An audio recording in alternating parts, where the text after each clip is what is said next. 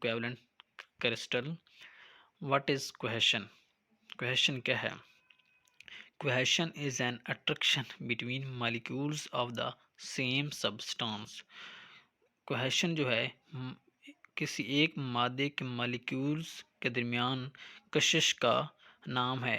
ये जो कशिश है ये वंडर वाल फोर्स और कूलम फोर्स की वजह से होती है। मिसाल के तौर पर पानी, ये जो पानी के मॉलिक्यूल्स हैं ये एक दूसरे के साथ जुड़े हुए होते हैं, एक ख़ास शेप रखते हैं, इनमें एक प्योरिटी पाई जाती है। because single water molecules may be involved in many as four hydrogen bonds at the same time। Single पानी के एक मॉलिक्यूल्स जब हाइड्रोजन 4 एटम के साथ मिलकर एक बॉन्ड बनाता है, एक बॉन्ड बनाते हैं, इस वजह से पानी को कोहेशन कहा गया है। एक वो ख़ास जब बॉन्ड मिलते हैं तो एक ख़ास तरतीब बन जाती है, एटम मॉलिक्यूल्स जो हैं वो आपस में जुड़ते हैं तो वो कोहेशन बनता है। जब एटम्स जुड़ जाते हैं तो उनमें कशिश पाई जाती है, वो इन वान डर वाल फोर्स और कूलम फोर्स की वजह से होती है। इस वजह से वाटर्स को कोहेशन कहा गया है। कोहेसिव एनर्जी, कोहेसिव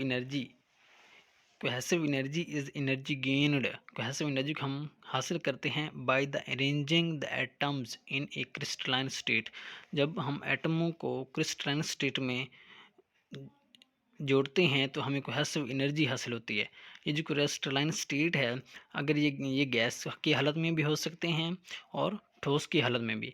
अगर ये गैस की हालत में हो तो कैसे होते हैं, as compared with the gas state, insulator and semiconductor have large cohesive energies. अगर ये गैस की हालत में हो तो इसमें इंसुलेटर और सेमीकंडक्टर्स बहुत ज़्यादा कोहेसिव एनर्जी रखते हैं। इंसुलेटर्स क्या होते हैं? इंसुलेटर जिसमें से करंट नहीं गुजरता, और सेमीकंडक्टर जिसमें इंसुलेटर और कंडक्टर दोनों के ख़ास मौजूद होते हैं। अगर ये तो था गैस की हालत में, अगर ये सॉलिड फॉर्म में हो तो कैसे होता है? These solids are bond together strongly and have good mechanical strength. अगर ये सॉलिड फॉर्म में हो तो ये एक दूसरे का मजबूती के साथ जुड़े हुए होते हैं और इसमें मैकेनिकल स्ट्रेंथ होती है। अगर गैस फॉर्म में हो तो उसमें कोहेसिव एनर्जी बहुत ज़्यादा होती है। अगर ठोस हालत में हो इसमें मैकेनिकल स्ट्रेंथ बहुत ज़्यादा होती है। जब इनमें मैकेनिकल स्ट्रेंथ बहुत ज़्यादा होती है तो जिसके अदर कुव्वतें जो हैं इसके ऊपर असरअंदाज नहीं रखती, ये उसकी कुव्वत को बर्दाश्त कर लेती है, क्योंकि ये एक दूसरे के साथ ख़ास मजबूती के साथ जुड़े हुए होते हैं। ठोस शेप इनमें सख्ती पाई जाती है।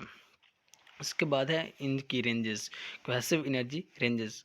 Cohesive energies of solids ranges from little more than a few MeV per atom is just under 10 eV per electrons। इसकी जो रेंजेस हैं वो कुछ MeV पर एटम से लेके 10 eV पर इलेक्ट्रॉन तक इसकी रेंज है। इसके बाद है what are the forces responsible for the cohesion of solids. कि सॉलिड में कोहेशन फोर्स जो होती है वो किस वजह से होती हैं? वो एक है कूलम फोर्स, दूसरी है मैग्नेटिक फोर्स और थर्ड है ग्रेविटेशनल फोर्स। अब बारी बारी इनको मैं प्रेजेंट करता हूँ। पहले है Coulomb force. This is the major contribution to the cohesion of a solids. ये कूलम फोर्स जो है इसका ठोस में बहुत ज़्यादा अमल दखल है। It is attractive force between electron and the nuclei. ये इलेक्ट्रॉन और न्यूक्लियाई के दरमियान कशिश का नाम है। जो इलेक्ट्रॉन और न्यूक्लियाई के दरमियान जो ताकतें होती हैं उसको कूलम फोर्स कहते हैं। उसके बाद है magnetic force. This has a weak contribution to cohesion. जो मैग्नेटिक फोर्स का जो सॉलिड्स में किरदार बहुत कमज़ोर है, इसका बहुत कमज़ोर हिस्सा है। इसके बाद है gravitational force. It has a negligible contribution to cohesion. जो ये ग्रेविटेशनल फोर्स है इसका सॉलिड स्टेट में हिस्सा ना होने के बराबर है। उसके बाद है इनकी तकसीम।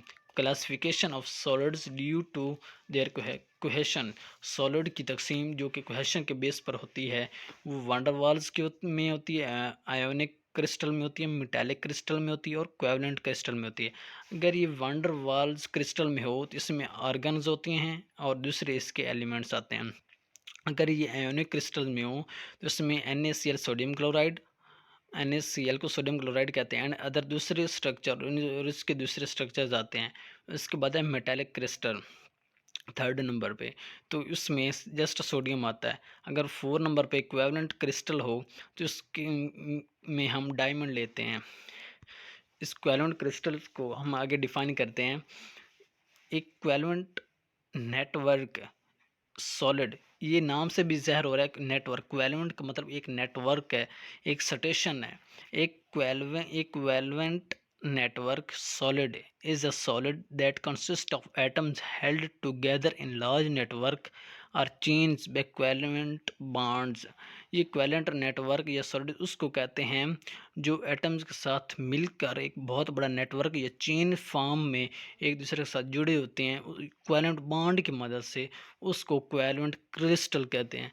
और ये कोवैलेंट क्रिस्टल जो होते हैं ये नेचर में मतलब कि इस दुनिया में या कुदरत ने 100% हालत में बनाई है। There are relatively 100% covalent crystal in nature.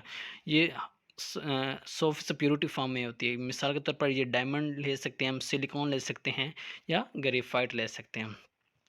आगे इसके कुछ की पॉइंट्स हैं कोवैलेंट क्रिस्टल्स के। फर्स्ट है द रीअरेंजिंग और breaking of covalent bonds require large amount of energy. अगर कोवैलेंट बॉन्ड को दोबारा बनाने या तोड़ने के लिए बहुत ज़्यादा फॉर्म में एनर्जी चाहिए होती है।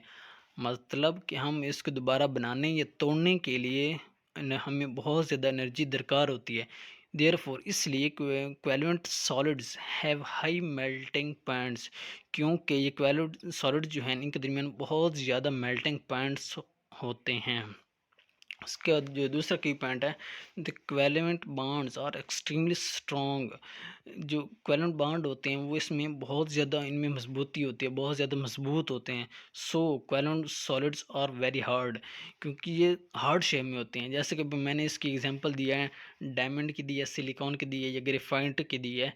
ये सॉलिड्स फॉर्म में होते हैं, इस वजह से जो इनमें कोवैलेंट बॉन्ड्स होते हैं वो स्ट्रॉन्ग होते हैं। क्यों कि इनके जो इलेक्ट्रॉन्स या मॉलिक्यूल्स होते हैं वो एक दूसरे खास मजबूती के साथ जुड़े हुए होते हैं, ख़ास शेप बनाते हैं, प्योरिटी फॉर्म में होते हैं वो।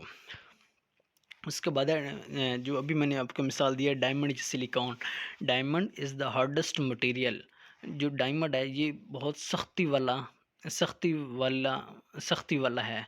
Metallic noun diamond is the hardest material noun cubic boron nitrate is the second hardest. जो डायमंड का दूसरा नाम है उसको उसको कहते हैं cubic boron nitride is the second hardest. ये दूसरे नंबर पर सख्ती की वजह से है। दूसरे नंबर पर सिलिकॉन कार्बाइड जिसका साइंस नाम है SiC is very structurally complex and has at least 70 crystalline form। और इसमें 70 क्रिस्टलाइन फॉर्म पाए जाते हैं किसमें, सिलिकॉन में। कोवैलेंट क्रिस्टल प्रॉपर्टी, ये इसकी कोवैलेंट क्रिस्टल की कुछ खसूसियात हैं। इसके फर्स्ट है हाई मेल्टिंग पॉइंट। ये हाई मेल्टिंग पॉइंट इसमें कैसे होती है कि मतलब कि जब इनमें सख्ती पाई जाती है, एलिमेंट जो हैं इसके इलेक्ट्रॉन एक दूसरे के साथ मजबूती के साथ जुड़े हुए होते हैं, एक ख़ास शेप में होते हैं, तो इनको तोड़ने या नया बनाने के लिए बहुत ज़्यादा एनर्जी दरकार होती है, क्योंकि इसमें मेल्टिंग पॉइंट बहुत ज़्यादा है। क्योंकि वो एक दूसरे के साथ, क्योंकि ये सॉलिड होते हैं, हार्ड फॉर्म में होते हैं, तो इसके मेल्टिंग पॉइंट्स जो हैं बहुत ज़्यादा होते हैं।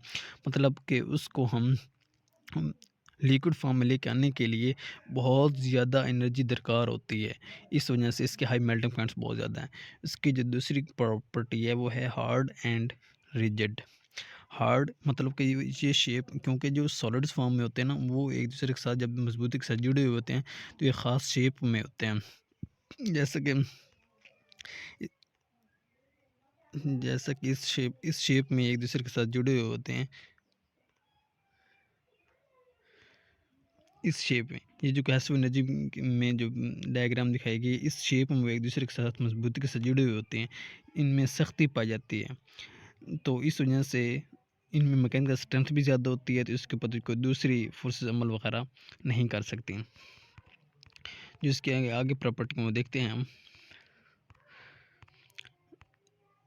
इसके बाद है ग्यांट कोएफिशिएंट, मतलब कि ये होल जैसा होता है, एक शेप इसकी शेप बनी हुई होती है होल जैसी।